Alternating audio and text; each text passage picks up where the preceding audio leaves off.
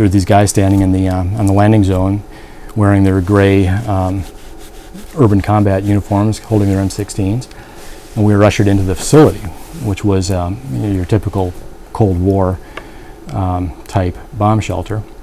And we went deep into it. There was obviously preparations for us to stay for a long while if we had to. We crossed through one room that had a set of law books, a set of the U.S. Code in case we had to do any legislating while we were there.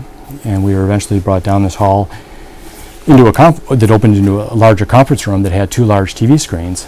And there was a conference table, a U-shaped conference table, and around that table was Dick Armey, my boss. The speaker was there. Other congressional leaders were there.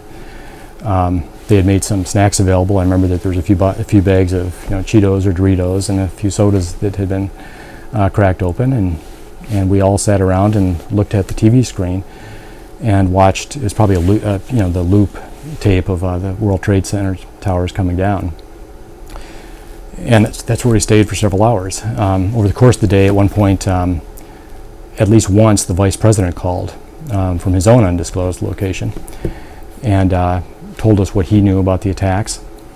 At that point, members were getting frustrated because they wanted to, it felt like we weren't doing anything but sitting in this shelter inside this room, and we wanted to get back, and they wanted to get back and have some useful impact on events. And so they said, well, when can we leave? And the vice president reminded us that the executive branch controls the helicopters. And he said that in a joking way, but it was pretty clear that we were in the control of somebody else, at least for the moment.